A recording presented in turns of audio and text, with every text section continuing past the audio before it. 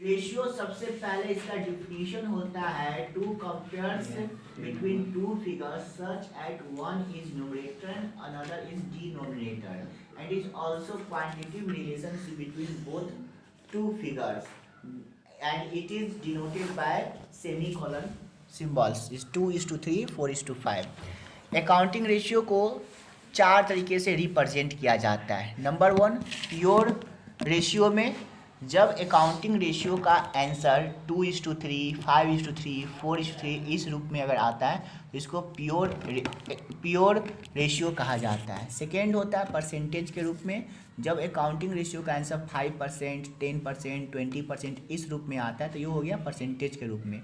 Third होता है times के रूप में, जब आंसर 4 टाइम्स 5 टाइम्स 6 टाइम्स इस तरह से आता है तो ये हो गया टाइम्स के रूप में। एंड फोर्थ जो कि बहुत कम यूज होता है फ्रैक्शन के रूप में, जब आंसर 2/3 4/3 5/3 इस रूप में आ जाए तो ये हो गया फ्रैक्शन के रूप में।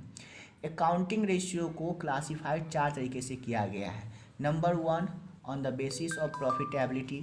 Number two, on the basis of solvency. Number तीन, on the basis of activity. Number fourth, on the basis of liquidity. Number one, on the basis of profitability के अकॉर्डिंग जब चलेंगे तो इसमें डिस्ट्रीब्यूशन नंबर वन होता है gross profit ratio. Gross profit ratio का formula होता है ग्रॉस प्रॉफिट इंटू 100 बट्टा net sale, where gross profit equal to होता है आपका net sale minus cost of good sold, where cost of good sold बराबर होता है opening stock plus net purchase plus direct expenses minus closing stock. Net cell कहने का मतलब होता है total sale minus cell return, और नेट परचेज कहने का मतलब होता है total purchase minus purchase return.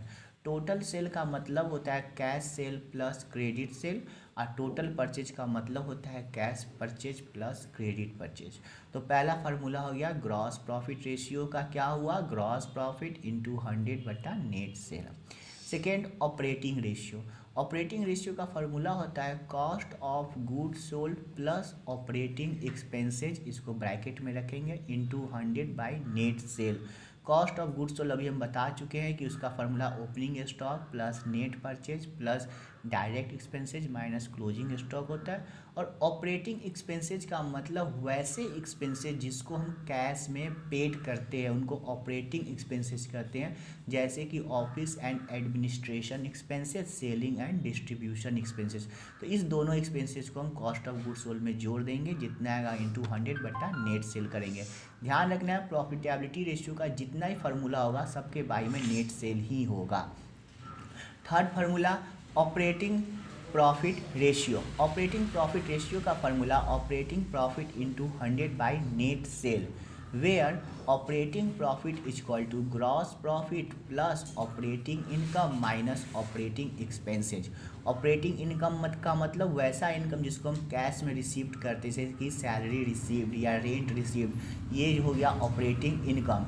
इसको जोड़ देंगे ग्रॉस प्रॉफिट में से और लेस कर देंगे ऑपरेटिंग एक्सपेंसेज को, जो कि ऑफिस एंड एडमिनिस्ट्रेशन एक्सपेंसेज हो गया, सेलिंग एंड डिस्ट्रीब्यूशन एक्सपेंसेज हो गया। तो इस तरीके से जो आएगा वो ऑपरेटिंग प्रॉफिट रेशियो होगा। अब ध्यान दो, ऑपरेटिंग रेशियो और ऑपरेटिंग प्रॉफिट रेशियो ये अगर एक मालूम हो तो दूसरे को आसानी से निकाला जाए। मान लो क्या कि ऑपरेटिंग रेशियो मेरा 15% आया तो ऑपरेटिंग प्रॉफिट रेशियो मेरा 85% होगा, चूँकि 100 में से उसको माइनस कर देंगे तो वो मेरा ऑपरेटिंग प्रॉफिट रेशियो निकल जाए। ध्यान रखना है ऑपरेटिंग रेशियो अगर 15% हुआ तो एक फार्मूला होता है operating profit ratio equal to 1 minus operating ratio, यानी 1 माइनस 15%, यानी 1 माइनस 15 बट्टा 100 एलसीएम लेंगे तो 100 में से 15 घट गया तो 85 बट्टा 100 इक्वल टू 85%। तो एक मालूम होने पे दूसरे को इस फार्मूले से भी निकाला जा सकता है। फार्मूला क्या होता है, तो operating ratio equal to 1 minus operating profit ratio, या operating profit ratio equal to 1 minus operating ratio, ये शॉर्टकट फार्मूला है। इसके बाद का टॉपिक होता है net profit ratio. Net profit ratio का फार्मूला होता है नेट प्रॉफिट इंटू 100 बटा net sale, where net profit equal to gross profit plus indirect income minus indirect expenses. Indirect income में दोनों इनकम शामिल होता है, operating income plus non operating income. और इनडायरेक्ट एक्सपेंसेज में दोनों एक्सपेंसेज शामिल होता है, operating expenses plus non operating expenses. इसका दूसरा फॉर्मूला भी हो सकता है, net profit is equal to operating profit plus non operating income minus non operating expenses. ये नॉन ऑपरेटिंग इनकम वैसे इनकम होते हैं जिनको हम कैश में बिल्कुल भी रिसीव नहीं करते, जैसे कि profit on sale of investment, profit on sale of assets, dividend received, ये सब पैसा जो होता है ये नॉन ऑपरेटिंग इनकम होता है। और नॉन ऑपरेटिंग एक्सपेंसेस का मतलब होता है डिप्रिसिएशन होता है, loss on sale of assets होता है, गुडविल रिटेन ऑफ होता है, ये सब आपका नॉन ऑपरेटिंग एक्सपेंसेज होता है। तो जब ग्रॉस प्रॉफिट में ऑपरेटिंग और नॉन ऑपरेटिंग दोनों को जोड़ेंगे इनकम को, ऑपरेटिंग नॉन दोनों एक्सपेंस घटाएंगे तो भी नेट प्रॉफिट आ जाएगा। या में अगर ऑपरेटिंग प्रॉफिट आया हुआ है तो उसमें सिर्फ नॉन ऑपरेटिंग इनकम को जोड़ के नॉन ऑपरेटिंग एक्सपेंसेस को घटा देंगे तो उससे मेरा जो है वो नेट प्रॉफिट आ जाएगा, इंटू 100 बटा नेट सेल कर देंगे। तो ये मेरा जो हो गया ये प्रॉफिटेबिलिटी रेशियो का पूरा फार्मूला ख़त्म हो गया। अब आते हैं सॉल्वेंसी रेशियो में। सॉल्वेंसी रेशियो में पहला होता है डेब्ट इक्विटी रेशियो। डेब्ट इक्विटी रेशियो का फार्मूला होता है डेब्ट बटा इक्विटी। डेब्ट का मतलब लॉन्ग टर्म डेब्ट, इक्विटी का मतलब share holders fund. Long term डेब्ट में क्या क्या आता है, तो लॉन्ग टर्म डेब्ट में डिवेंचर आता है, प्लस मॉर्गेज लोन आता है, plus lone from financial institution आता है, प्लस आपका लॉन्ग टर्म ब्रोइंग्स आता है। ठीक है, ये सब चीज़ आपका आता है लॉन्ग टर्म डेब्ट्स में।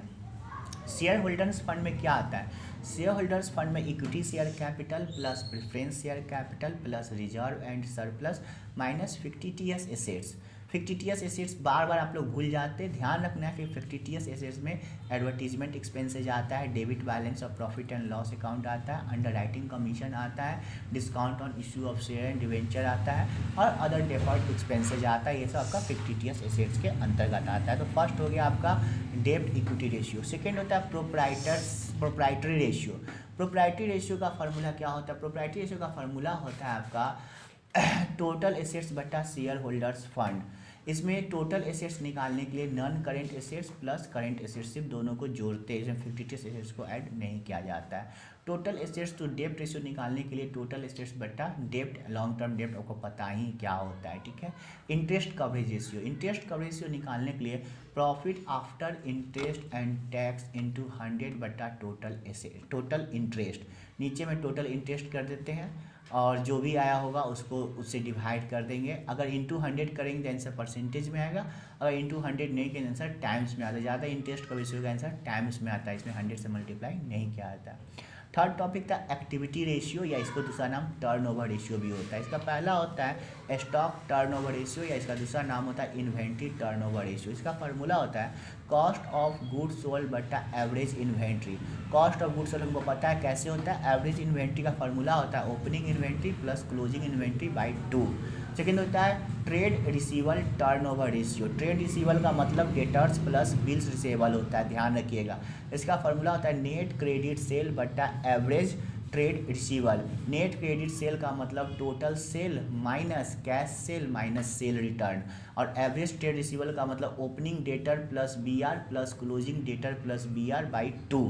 Average collection period, average collection period का फार्मूला 2 होता है। एक तो जितना डेटर्स टर्नओवर रेशियो आया होगा, मान लो डेटर्स टर्नओवर 6 आया तो हम एक साल में 12 महीना तो 12/6 कर देंगे तो 2 मंथ्स मेरा एवरेज कलेक्शन पीरियड है। यानी एवरेज कलेक्शन पीरियड का मतलब हो गया एनुअल वर्किंग पीरियड बटा डेटर्स टर्नओवर रेशियो। एक ये फार्मूला यूज कर सकते हैं। अगर हमको डेटर्स टर्नओवर रेशियो निकालने का मन नहीं है तो average collection period equal to average trade receivable into annual working period by net credit sale. Annual working period अगर 12 लेंगे तो आंसर मंथ में आएगा, अगर 365 लेंगे तो आंसर डेज में आएगा, अगर 52 लेंगे तो आंसर वीक में आएगा।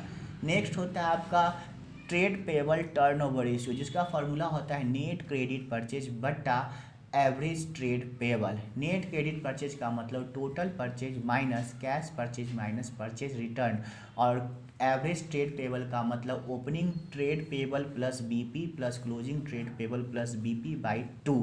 इसमें भी होता है जैसे उसमें एवरेज कलेक्शन पे इसमें था एवरेज पेबल पीरियड।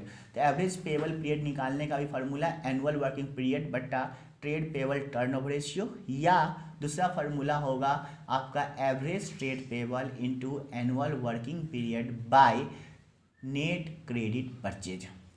इसके बाद वर्किंग कैपिटल टर्नओवर रेशियो, उसका फार्मूला हो जाएगा कॉस्ट ऑफ गुड्स सोल्ड बटा आपका हो जाएगा वर्किंग कैपिटल, जो वर्किंग कैपिटल का फार्मूला होता है current assets minus current liability. अच्छा एक और बात, अगर आपको लिखता है क्या चीज़ की वर्किंग कैपिटल टर्नओवर रेशियो, तो ऊपर में कॉस्ट ऑफ गुड्स सोल्ड को रखेंगे और नीचे वर्किंग, लेकिन लिखा रहेगा turnover of working capital ratio, तो यहाँ पे कॉस्ट ऑफ गुड्स सोल्ड की जगह पे नेट सेल को ऊपर रखेंगे।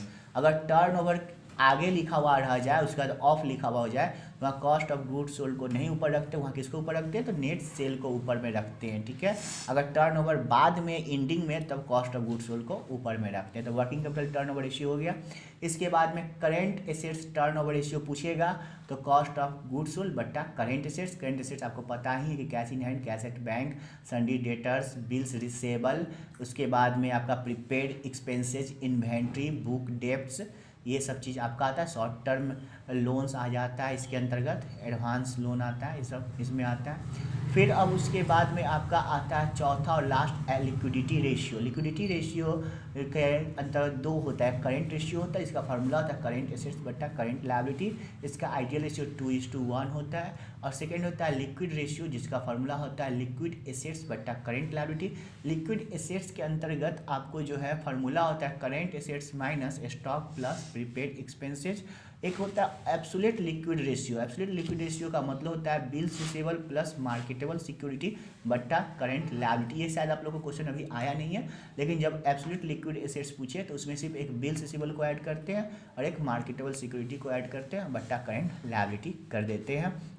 लिक्विड रेशियो का आइडियल रेशियो 1:1 होता है। लिक्विड रेशियो को दो अदर नाम होता है, क्विक रेशियो नाम होता है, एसिड टेस्ट रेशियो नाम होता है, ठीक है। ध्यान रखना है अब एक बात, जिस क्वेश्चन में करेंट एसेट्स न दिया हो और उसमें टोटल एसेट्स सब कुछ दिया हो, तो आपका सबसे पहली बात टोटल डेप्ट्स का फॉर्मूला होता है long term dept plus current liability. Total dept is equal to long term dept plus current liability. और टोटल एसेट्स का फॉर्मूला होता है shareholders fund plus total डेप्ट माइनस करेंट लायबिलिटी। तो total assets का formula हो गया आपका क्या चीज़, share holders fund plus total डेप्ट माइनस करेंट लायबिलिटी। तो करेंट एसेट्स निकालने का फॉर्मूला हो जाएगा आपका total assets minus shareholders fund, और total assets minus shareholders fund minus total डेप्ट। अगर शेयर होल्डर्स फंड और टोटल डेप्ट दोनों को जोड़ के टोटल एसेट्स में से घटा देंगे तो मेरा करेंट एसेट्स निकल जाएगा। इसी के साथ लगभग हम